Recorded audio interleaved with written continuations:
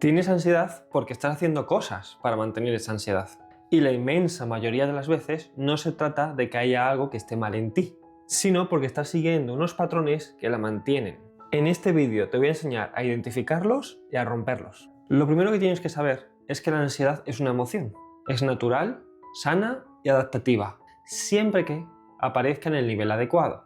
El problema es que muchas veces se desajusta y aparece en una intensidad elevada que te resulta muy desagradable y que deja de ser adaptativa. ¿Y por qué digo que la ansiedad es sana y adaptativa? Es sana y adaptativa porque nos permite responder a amenazas. Todas las emociones son útiles y en concreto la ansiedad tiene como utilidad el que te prepara contra las amenazas que aparecen en tu vida, que puede ser temor a estar solo, a no probar un examen, que te despidan del trabajo y muchas cosas más. Realmente por temer se puede temer muchísimas cosas. Puedes verlo así. La ansiedad es como una hoguera que tú no quieres seguir manteniendo porque tienes calor, pero sin embargo le sigues echando madera. Y si le echas madera, el fuego aumenta. Primer patrón que mantiene tu ansiedad: evitar lo que provoca ansiedad.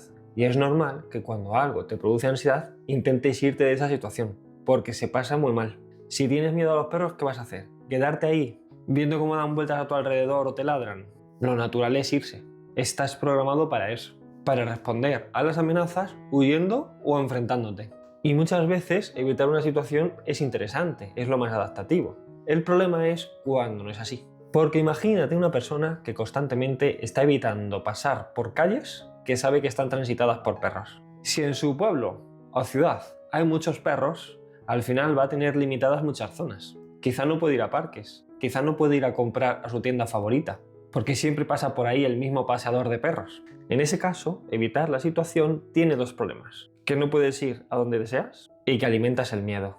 Porque lo que te estás diciendo a ti mismo constantemente cada vez que evitas algo es que las cosas que temes hay que evitarlas. Y a veces eso no se queda en una estrategia particular para evitar a los perretes, sino que también lo puedes tomar como una estrategia de afrontamiento más general, lo cual te podría causar más problemas. No siempre es así, pero a veces ocurre. ¿Cuál es mi recomendación? Que te expongas gradualmente a lo que temes. ¿Y cómo se hace eso? Mi consejo: haz una lista de las situaciones que temes, intenta que tenga como unos 10-20 elementos y a cada uno de ellos dales una puntuación, siguiendo el ejemplo de los perros. Imagínate que has decidido poner 20 elementos. Quizá el elemento más temido, el que tendría la puntuación más alta, 100, podría ser acariciar a 4 perros. A lo mejor 70 es estar en un parque de perros. A lo mejor 5 es ver fotos de perros. Quizá un 30 es estar junto a un perro de un amigo que sabes que es muy tranquilo. El perro, no el amigo. Aunque si el amigo es tranquilo también te viene bien por si acaso tú te estresas demasiado, que puedas gestionar la situación con calma.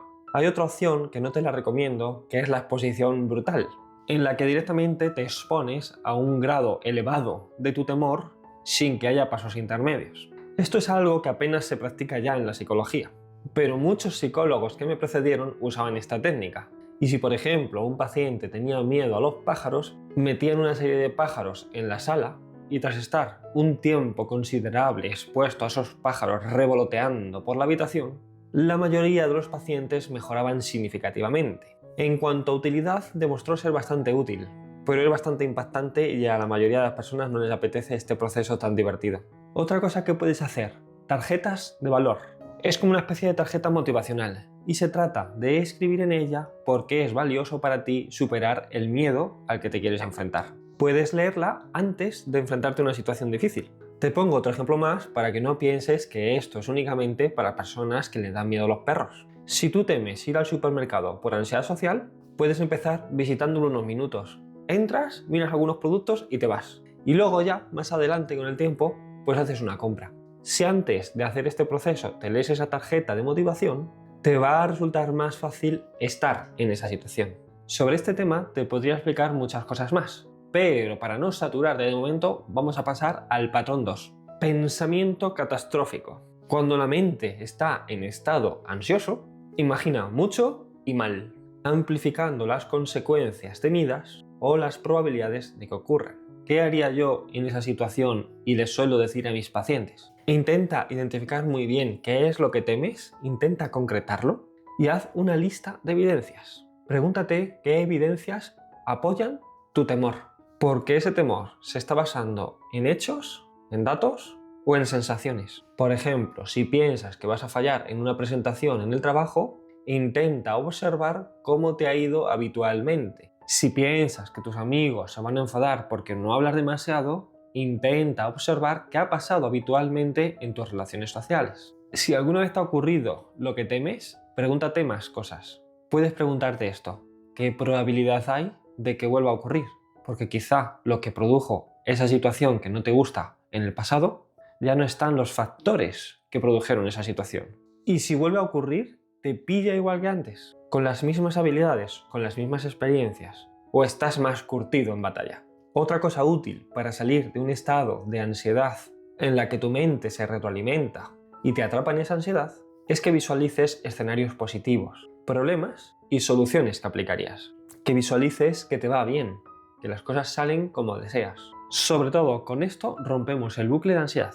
Tercer patrón en el que probablemente caigas, porque casi todos lo hacemos: buscar certezas e intentar controlar lo incontrolable. Si siempre estás buscando tener las cosas controladas, como tu organismo no es capaz de controlar todas las cosas, ¿cómo crees que va a percibir esto tu organismo? Como un leño más que echas a la hoguera, como una amenaza, como algo que se sale de tu control, de tus habilidades. Entonces, ¿qué habría que hacer aquí?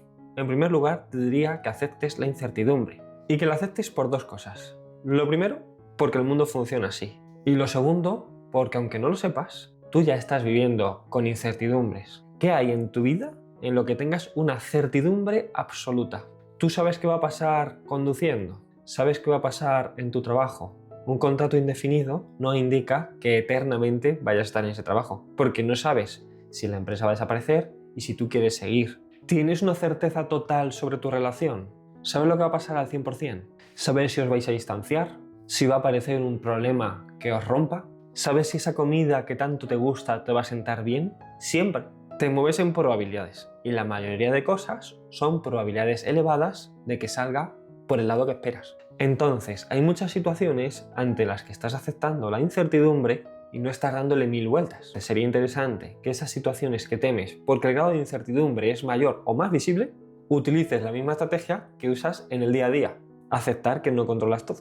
Ojo, no controlar todo no quiere decir que no puedas influir en nada. Tienes influencia en muchas cosas. Y también te ayudará ser consciente de en qué cosas puedes influir y en qué modo. Por lo que ante la situación que temes, yo lo que haría es una lista o una serie de pensamientos exhaustivos sobre las cosas en las que influyes. Eso te puede dar un punto de sensación de control que también necesitas. La psicología es así: equilibrio. Por un lado, aceptar lo que no puedes controlar, y por otro lado, ser consciente de que tienes influencias.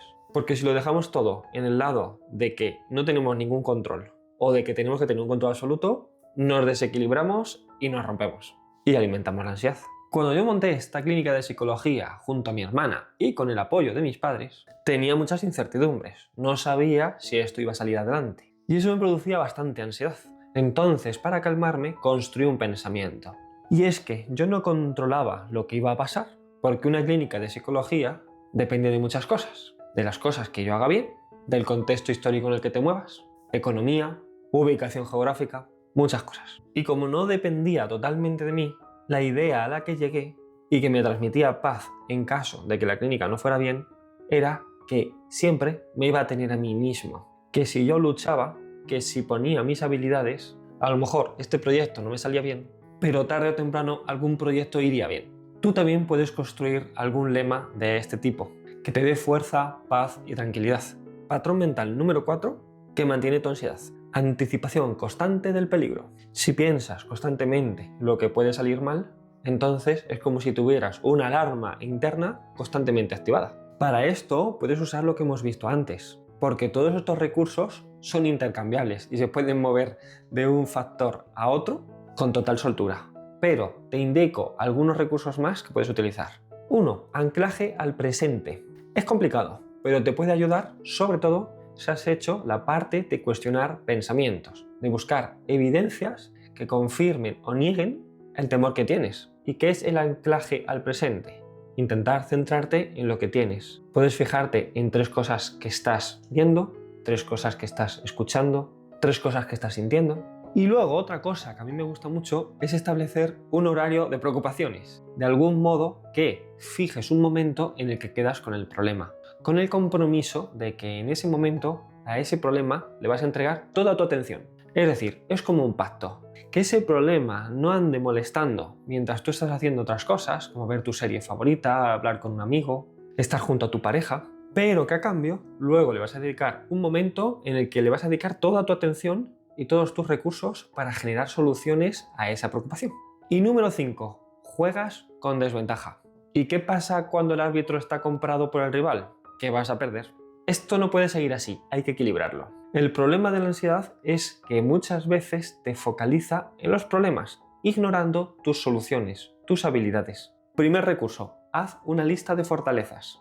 Intenta ser consciente de tus habilidades generales y de las habilidades específicas que puedes utilizar para esta situación. Ojo, entre tus habilidades, o entre tus recursos mejor, también cuentan las habilidades de los demás. Porque si tú no eres bueno escribiendo instancias para tus batallas con las instituciones, quizá puedes pedírselo a tu padre, que se le da muy bien redactar ese tipo de documentos. Segunda pauta, pregúntate cómo resolviste situaciones similares, ya sea porque a nivel temático se parecían o porque a nivel de exigencia y dificultad tenían un grado muy parecido. ¿Cómo lo hiciste?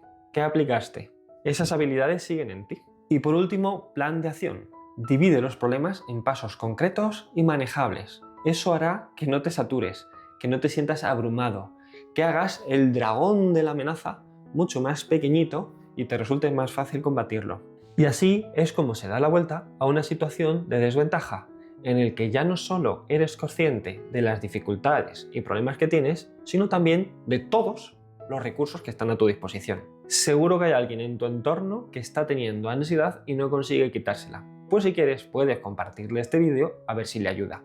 Y para ti, si te has quedado con ganas de más, te aparecerá por aquí un vídeo sugerido que YouTube considera que es bueno para ti. Esa es tu decisión. En cualquier caso, espero que nos veamos pronto.